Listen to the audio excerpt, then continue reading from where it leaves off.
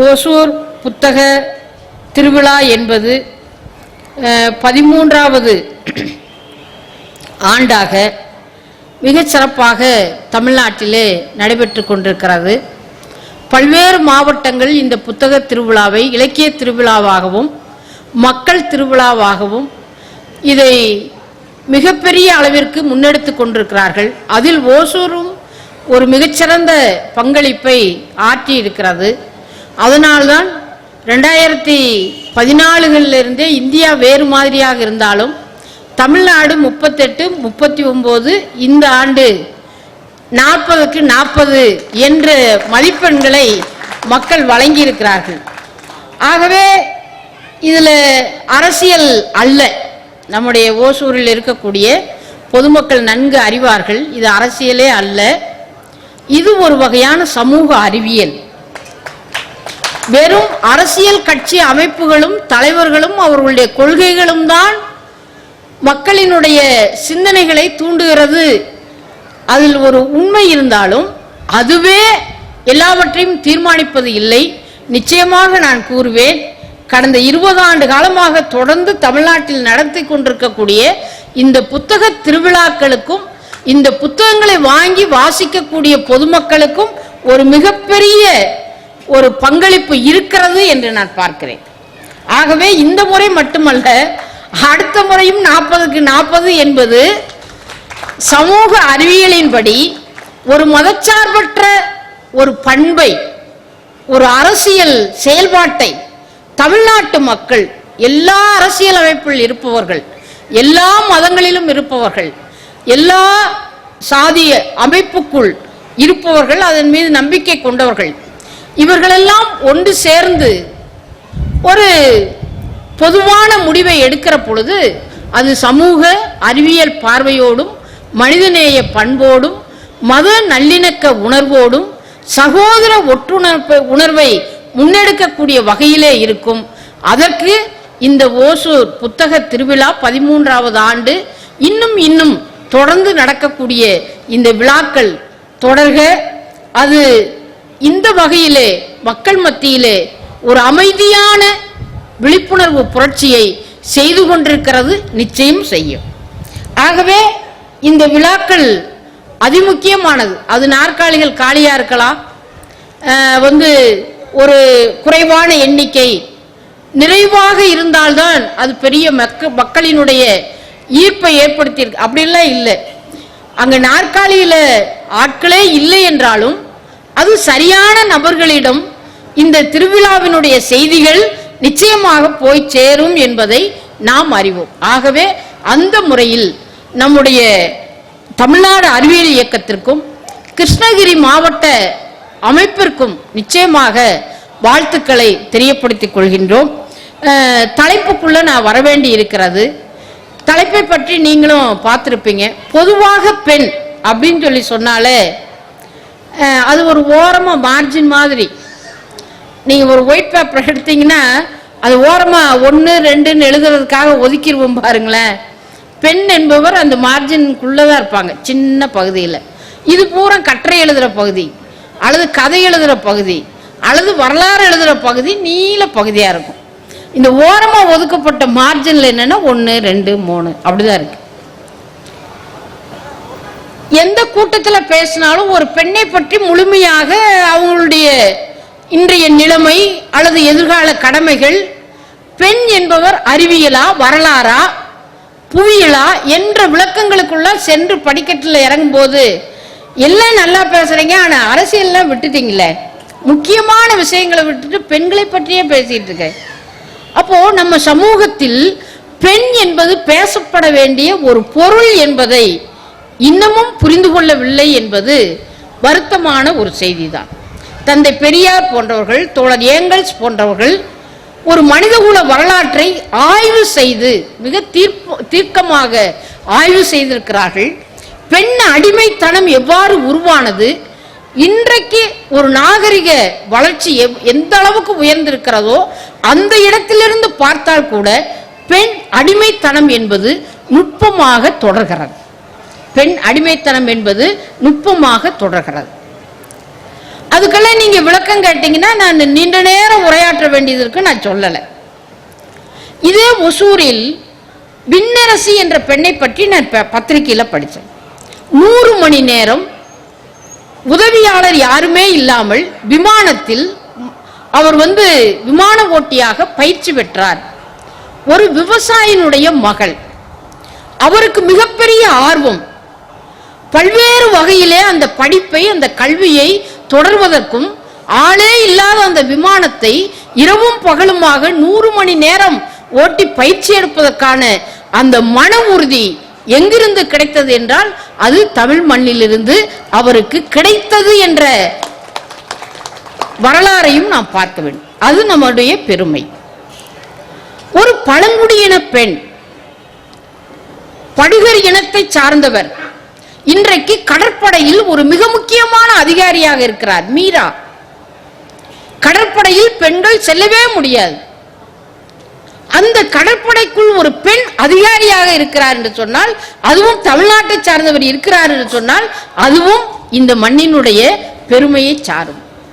இதெல்லாம் பெண்ணினுடைய மிகப்பெரிய சாதனை. இந்த ஆண்டிலேதான் ஒரு பழங்குடி இனத்தை சார்ந்த ஒரு பெண் தன்னுடைய பிறந்து 3 நாளான கைக்குழந்தையோடு நீதிபதிக்கான தேர்வு எழுதி அதிலே தேர்ச்சி பெற்று இன்றைக்கு அவர் ஒரு நீதிபதியாக ஆகியிருக்கிறார் என்று சொன்னால், அதுவும் தமிழ்நாட்டில் பெண்ணுக்கு கிடைத்திருக்கக்கூடிய ஒரு மிகப்பெரிய வரலாறு.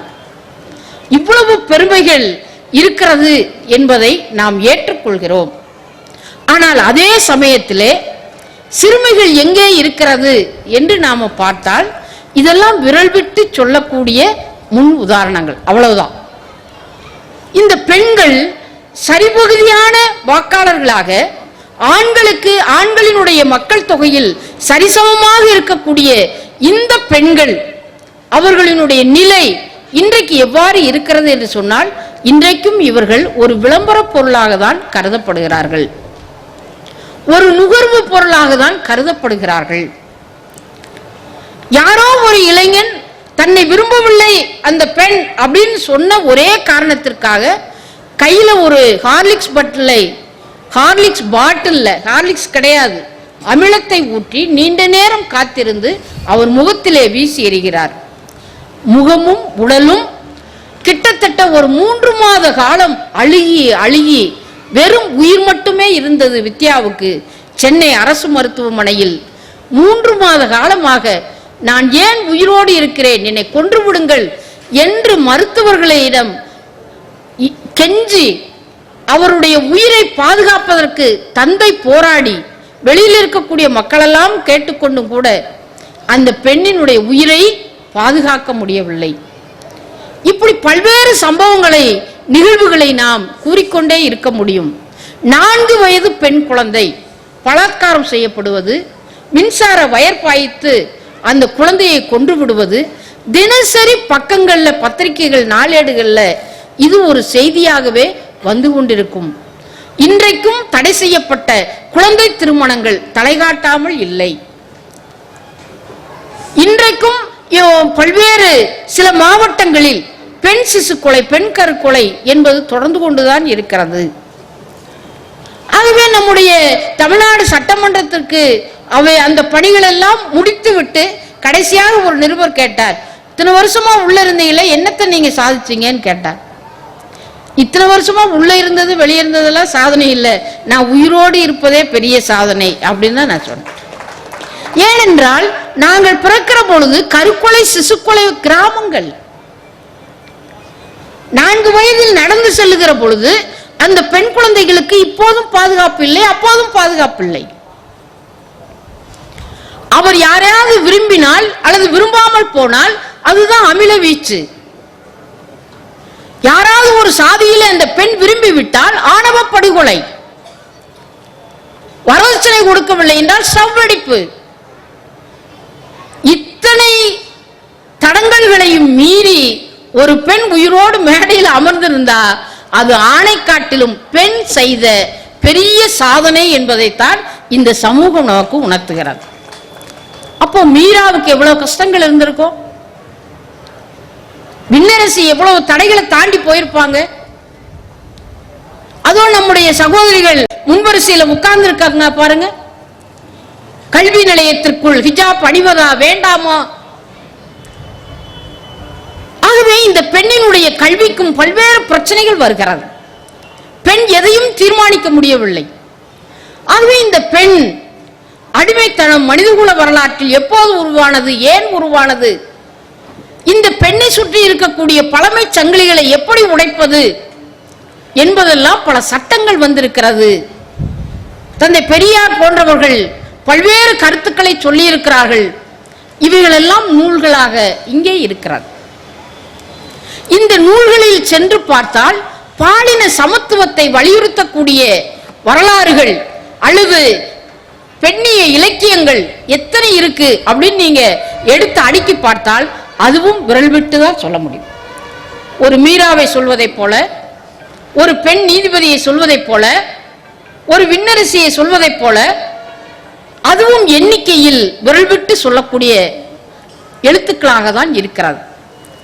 ஆகவே தமிழ் இலக்கியத்தில் பெண்களே கிடையாதா என்றால் இருந்தார்கள். ஔவையார் போன்றவர்களாம் இருந்தார்கள். அதற்கு பிற்பாடு 20ஆம் நூற்றாண்டின் முற்பகுதியிலும் இருந்தார்கள். கோதை நாயகி அம்மாள், இத்தனைக்கும் அவங்க படிக்கவே இல்லை, பள்ளிக்கூடம் போகாதவர் அந்த பெண்.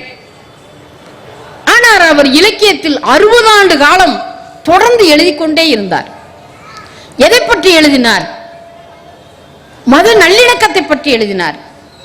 விதவை பெண்ணின் மறுமணத்தை பற்றி எழுதினார். கூட்டு குடும்பத்தில் பெண்ணினுடைய கஷ்டங்களை பற்றி எழுதினார். பாலின சமத்துவத்தை பற்றி எழுதினார். ஆகவே அதுவரை ஆண்களினுடைய எழுத்தில் இவ்வாறு பாலின சமத்துவத்தையே பார்க்க முடியவில்லை. பெண்ணை பற்றிய நிறைய விவரங்கள் இருந்தது. ஆனால் ஒரு பெண் கோதை நாயகி எழுதுகிற பொழுது பெண்ணுடைய கஷ்டங்கள் உயிரோட்டமாக இந்த சமூகத்தில் முன்வைக்க முடிந்தது. அந்த கோதை நாயகி அம்மாள் தான் சினிமா துறையில் அவருடைய நாவல் ஒரு திரைப்படமானது. திரைப்படத்தை கண்காணிக்கக்கூடிய கண்காணிப்பு குழுவிலும் இருந்தார். அந்த கண்காணிப்பு குழுவிலே அவர் முக்காடு போட்டு அந்த திரைப்படத்தை பார்த்து, இது பெண்ணை இந்த இடத்தில் இழிவுபடுத்தக்கூடிய வசனங்கள் வருகிறது, பாடல் வரிகள் வருகிறது, இவை நீக்க வேண்டும் என்று கராராக இருந்து போராடி அவற்றை நீக்கவும் செய்தார். அப்படியானால் அந்த பெண் எழுத்தாளர்களுடைய ஒரு ஆக்கப்பூர்வமான அந்த நடவடிக்கை எழுத்து மட்டுமல்ல, பெண்ணை எங்கே அவமானப்படுத்தினாலும் இழிவுபடுத்தினாலும் பழமை சிந்தனைகளுக்குள்ளே கொண்டு போனாலும் அங்கே ஒரு பெண் போராளியாக இருந்து அதை தடுத்து நிறுத்தினார். எத்தனையோ பெண் எழுத்தாளர்கள் வந்தார்கள். நம்முடைய மரியாதைக்குரிய திருமிகு ராஜம் கிருஷ்ணன் அவர்கள் ஒரு குடும்ப பெண்ணாக தான் இருந்தார். குடும்பத்தில் ஏற்படக்கூடிய சம்பவங்கள் நிகழ்வுகளை அவர் புத்தக வாசிப்பினுடைய தொடர்ச்சியாக அவர் சிறுகதைகளாக நாவல்களாக எழுதினார். அதற்கு பிற்பாடு ஆண் எழுத்தாளர்கள் தான் சில இடங்கள்ல போய் தங்கி இருந்து அங்க இருக்கக்கூடிய மக்களினுடைய பண்பாடு, அவருடைய குணாதிசயங்கள், செயல்பாடுகளை எல்லாம் கட்டுணர்ந்து எழுதினாங்க. அதுவே ரொம்ப கஷ்டம். ஆனால் அத்தகைய பணியை திருமிகு ராஜம் கிருஷ்ணன் அவர்கள் அங்கே கடற்கரை பகுதியில் மீனவர்கள், குறிப்பாக மீனவ பெண்கள் எந்த மாதிரி கஷ்டப்படுகிறார்கள், அதே போன்றுதான் நம்முடைய இந்த பெண் சிசுக்கொலை கருக்கொலை நடக்கக்கூடிய கிராம பகுதிகளில் இது ஏன் நடக்கிறது என்பதையெல்லாம் அந்த கூரை வீடுகளிலே தங்கியிருந்து அந்த மக்களோடு வாழ்ந்து அவற்றை நாவலாக்கி அவர்கள் அரசினுடைய அன்றைய காலகட்டத்தில் மிகப்பெரிய விருதுகளை எல்லாம் பெற்றார்கள்.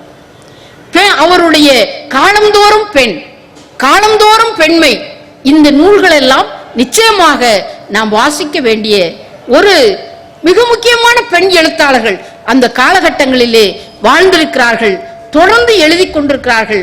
ஆனால் இன்றைக்கு மிக மிக தேவையாக இருந்து கொண்டிருக்கிறது. பெண்கள் மீதான, குழந்தைகளின் மீதான வன்முறை என்பது அதிகரித்துக் கொண்டே போகிறது. அவ்வாறு அதிகரித்துக் கொண்டு போகிற பொழுது அவற்றை தடுப்பதற்கான ஒரு கல்வியை, எழுத்துக்களை தீவிரமாக கொடுக்க வேண்டியது இருக்கிறது. ஆகவே அத்தகைய எழுத்துக்கள் எவ்வளவு இங்கே இருக்கிறது என்று பார்த்தால் தேடி தேடிதான் பார்க்க வேண்டியிருக்கிறது. ராமாயணத்தை நம்ம எல்லாரும் படிச்சிருப்போம். ராமாயணம் குறித்து நம்முடைய மிகச்சிறந்த தமிழகத்தினுடைய புகழ்பெற்ற எழுத்தாளர் புதுவை பித்தன் அவர்கள் கூட சில புராண பாத்திரங்களின் மீதான கேள்வியை எழுப்பியிருக்கிறார். பேரறிஞர் அண்ணா அவர்களும் எழுதியிருக்கார் நீதி தேவனின் மயக்கம். ஆனால் தெலுங்கானாவில் இருந்து வாழ்கா என்ற பெண் எழுத்தாளர் ராமாயணத்தை படித்துவிட்டு இந்த பெண்கள் மீதாக நிகழ்த்தப்பட்ட எல்லா கொடுமைகளும் அப்படியே விட்டு போய்விடுகிறீர்களே, அதன் மீது கேள்வி வேண்டாமா என்று முதல் முறையாக சீதையையும் சூர்பனகையும் சந்திக்க வைக்கிறார். சூர்பனகை ஒரு அழகான பூந்தோட்டத்திலே அங்க இருக்கிறார். அந்த பூந்தோட்டம் நந்தவனம் இதுவரைக்கும் அவர் பார்த்தறியாத ஒரு அழகு மிளிர்கிறது. காதும் இல்லை, மூக்கும் இல்லை. சீதைக்கு ஒரு குற்ற உணர்வு. தன்னுடைய கணவனும் லட்சுமணனும் சேர்ந்து ஒரு பெண்ணினுடைய மூக்கை அறுத்து விட்டார்கள். மூக்கு இருந்த இடம் குழியாக இருக்கிறது, காது இல்லை. இந்த பெண்ணிடம் எப்படி குற்ற உணர்வு இல்லாமல் பேசுவது? அப்போ அந்த சூர்பனகை வெளியிலே வந்து யாரம்மா நீ அப்படின்னு கேட்கிறாங்க. நான் தான் சீதை வந்திருக்கிறேன். எந்த சீதை? ஜனகனின் மகள், இந்த பூமியின் புத்திரி நான் வந்திருக்கிறேன். அந்த நேரத்தில் ராமன் பெயரை மறந்து கூட அவங்க சொல்ல, நான் ராமனோட மிஸ்ஸஸ் வந்திருக்கிறேன் அப்படின்னு சொல்லல. அப்போ சூர்பனகையை பார்த்து, இவ்வளவு உன்னுடைய அங்கங்கள் அறுபட்ட பிற்பாடு கூட அந்த அவமானங்களை துயரத்தை எப்படி தாங்கிக் கொண்டாய்? எப்படி இந்த இடத்திற்கு வந்து சேர்ந்தாய்? அந்த பெண் சொன்னார், அழகின் மீதே எனக்கு பெரிய வெறுப்பு வந்தது. ஒரு ஆணிடம் சென்று உன்னை விரும்புகிறேன் என்றுதான் சொன்னேன். நான் உன்னை விரும்பவில்லை என்று சொல்லி இருந்தால் நான் திரும்பி இருப்பேன். ஆனால் என் அண்ணனுக்கும் அவர்களுக்கும் இருந்த அரசியல் என்னவோ நான் அறியேன். என் மூக்கை இழந்து விட்டேன். என்னுடைய உடல் உறுப்பை இழந்து ஒரு குரூபியாக இந்த உலகமே பார்க்கக்கூடாது என்று முகத்தையும் கண்களையும் திருப்பிக் கொள்ளக்கூடிய இடத்திலே நான் இருக்கிறேன். என் மூக்கு ஆரியர்களின் மூக்கை போன்று ஒரு செதுக்கப்பட்ட மூக்கு அல்ல, சப்பையாக இல்லை என்றாலும் என் காதலன் என் மூக்கை வர்ணித்திருக்கிறார். தினசரி நீல நிற பூவையும் வெள்ளை பூவையும் என் மூக்கிலே அணிந்திருக்கிறேன். நான் பார்த்து பார்த்து ரசித்த என் மூக்கை இழக்கிற பொழுது என்னுடைய வழியை இந்த உலகம் புரிந்து கொள்ளுமா சீதை அப்படின்னு அவங்க கேட்கிறாங்க. இவ்வாறு ரெண்டு பாத்திரத்தையும் சந்திக்க வைத்த பொழுது அவங்க ரெண்டு பேரும் நட்பாகிறாங்க. அப்போ ராமாயணம் முழுவதும் சூர்பனகை என்றால் அவர் ஒரு வில்லி, மந்தாரை என்றால் அவர் ஒரு வில்லி என்று பிறப்பித்த அந்த பாத்திரங்களின் மீது எந்த கோபதாபமும் இல்லாமல் இன்றைக்கு சீர்தூக்கி பார்க்க வேண்டும் என்ற முறையிலே பல பெண் எழுத்தாளர்கள் இன்றைக்கு அந்த கதையில் அந்த பெண்கள் பட்ட வழிகளை நமக்கு உணர்த்துகிறார்கள். இவையெல்லாம் இன்றைக்கு இலக்கியங்களிலே வந்து கொண்டிருக்கிறது. பேச வேண்டியவர்களாக இருக்கிறோம். அகல்யாவையும் சீதை சந்திக்கிறார். அகல்யா கல்லாக சமைக்கப்பட்டவர். சீதை ரொம்ப மனசுக்குள் நெருடலோடு கேட்கிறார். நான் திருமணமாகி சென்ற பொழுது என் மாமியார் சொன்னார், அகல்யாவை காட்டிலும் என் மருமகள் அழகானவள் சொன்னாங்க. ஆனா அந்த அந்த அகல்யாவுக்கு வந்து என்ன இல்லை என்று சொன்னால் விதி சரியாக இல்லை அப்படின்னு என் மாமியார் சொன்னார். அப்போ உங்களுடைய விதி எந்த இடத்தில் தடுமாறியது, என்ன விவரம் என்று சொன்ன பொழுது அவர் சொல்றார், உலகம் எல்லாமே என்னுடைய கணவருக்கு நான் துரோகம் செய்து விட்டதாக என் கணவர் சமித்தார். இந்திரன் செய்த தவறுக்கு குற்றத்திற்கு நான் பொறுப்பேற்றுக் கொண்டிருக்கிறேன். அப்ப சீதை கேட்கிறாங்க, இந்திரன் உங்கள் கணவர் உருவத்தில் மாறுவேடமாக வந்த பொழுது நீங்கள் அவர் உங்கள் கணவர் என்று உணர்ந்தீர்களா, உணரவில்லையா? அதுக்கு அகலியை சொல்லுவார், நான் உணர்ந்தேன் உணரவில்லை என்பதை உங்களுக்கு ஏன் நான் உணர்த்த வேண்டும் பார். நான் உணர்ந்தேன் அல்லது உணரவில்லை என்பதை உங்களுக்கு ஏன் உணர்த்த வேண்டும் சீதையும் பார். ரேணுகா பரசுராமனால் தலை வெட்டப்பட்டு ஒரு நூலிலையில் தொங்கிக் கொண்டிருந்தது. அவரிடம் சீதை சென்று, உங்களுடைய கணவரும் மகளும் இந்த நிலைக்கு உங்களை ஆளாக்கி இருக்கிறார்கள் அப்படின்னு சொன்ன பொழுது அவர் சொல்லுகிறார், என் மகன் தந்தையின் சொல்லை மீறாதவன். அது ஒரு வகையான தர்மம், அரச தர்மம். ஆரிய தர்மம், அதை அவன் மீற முடியாது. எல்லா பெண்களுக்குமே மகன்கள் பிறப்பார்கள், தந்தையின் சொல்லைத்தான் அமலாக்குவார்கள் என்று அவர் சொன்னார். இப்படி தன்னுடைய மகனால் கழுத்தை அறுபட்ட ரேணுகாவிலிருந்து, அந்த லட்சுமணனுடைய மனைவி ஊர்மிளாவிலிருந்து ஒவ்வொரு பெண்ணாக சந்தித்து அவர்களுடைய உள்ள வழியை இன்றைய காலகட்டத்தில் அவரை உணர்வுபூர்வமாக வெளிப்படுத்துவார். இன்னொரு பக்கத்தை இப்படி புராணங்களுக்குள் சென்று அவைகளையும் நாம் வெளிக்கொண்டு வர வேண்டிய தேவை. இவ்வாறு பெண் எழுத்தாளர்கள் இன்றைக்கு இந்த பெண் அடிமைத்தனம் அது எப்படியெல்லாம் இன்னமும் அலைந்து கொண்டிருக்கிறது என்பதை நாம் பார்க்கிறோம். ஆகவே இன்றைக்கும் கூட நம்முடைய நாடாளுமன்றம் சட்டமன்றங்களில் அந்த 33% என்பது இல்லவே இல்லை. இன்றைக்கும் பெண்களினுடைய எண்ணிக்கை வெறும் 77 தான். 543 77 தான். வாக்காளர்கள் எண்ணிக்கை ஆண் வாக்காளர்களை கட்டிலும் அதிகமான வாக்களித்தவர்கள் பெண் வாக்காளர் எண்ணிக்கை கூடுதல், வாக்களித்த சதவீதமும் கூடுதல். ஆனால் அவர்கள் எண்ணிக்கை வெறும் 77 என்றால் இந்திய சமூக அமைப்பு எங்கே இருக்கிறது என்பதுதான். ஆகவே நீங்கள் ஒவ்வொரு அரசியல் அமைப்புகளிலும் பெண் தலைவர்கள் இருப்பார்கள், ஆனால் மார்ஜினுக்குள்ளே தான் இருப்பார்கள். அங்கே இந்த குடும்பத்திலும் சமூக அமைப்பிலும் நிறுவி இருக்கக்கூடிய அந்த ஆணாதிக்க சித்தாந்தம் தான் மேலோங்கி நிற்கிறது. ஆகவே இவைகளெல்லாம் அரசியல் அமைப்புக்குள் இருந்தாலும் கூட மற்ற துறைகளிலே பெண்கள் முன்கை எடுக்கிறார்கள். ஆசிரியராக இருக்கக்கூடிய பெண்கள் பல பெண் குழந்தைகளை விளையாட்டு வீராங்கனைகளாக ஊக்கப்படுத்துகிறார்கள். மேரி கோம் குத்துச்சண்டை வீராங்கனை, 3 குழந்தைகளினுடைய தாயார், 5 முறை தங்கப்பதக்கம் ஒலிம்பிக்கிலே வென்றிருக்கிறார் என்றால் அது பெண்ணினுடைய பெருமைங்க. அவங்களுக்கு இழைக்கப்படக்கூடிய பாலியல் ரீதியான துன்பங்கள் எல்லாம் நம்ம பார்த்துக்கிட்டு இருக்கோம். எப்படி முடியுது? அப்போ பெண் என்பவர் அவர் ஆணுக்கு சமமானவர் அல்ல. என்னுடைய தனிப்பட்ட கருத்து, ஆணை காட்டும் உயர்ந்தவர். ஏனென்றால் உலக அளவில் எந்த செய்தியிலையும் பிரசவத்திலே ஆண் இறந்தார்னு செய்தி வந்திருக்கா? வர வாய்ப்பே இல்லை. ஆகவே இந்த மனித குலம் தொடர்ச்சியாகவும் நீட்சியாகவும் இருக்க வேண்டும் என்றால் அது பெண்ணிடம்தான் அந்த அறிவியல் இருக்கிறது. ஆகவே அந்த பெண்ணை நீங்கள் 10 மாதம் ஏதாவது ஒரு கையில ஒரு பொருளை கொடுத்து பஸ் ஸ்டாண்ட்ல நிக்க வச்சுட்டா 10 மாதம் நிப்பார ஆணு? அந்த பொறுமை, சகிப்புணர்வு, தன் குழந்தையினுடைய உணர்வுகள் அறிந்து அந்த குழந்தையை வளர்க்கக்கூடிய பாங்கு பெண்களுக்கு பிரத்யேகமான இயற்கையின் சக்தியாக, ஆற்றலாக, திறனாக அவர்களுக்குள் இருக்கிறது. ஆகவேதான் பாலினத்தில் ஆணை காட்டிலும் பெண் உயர்வானவர் அப்படின்னு இந்த சமுதாயம் சித்தரிப்பதற்கு பதிலாக அந்த சித்தாந்தம் என்பது பாலின சமத்துவத்தோடாவது வந்து நிற்க வேண்டும் என்பதுதான்.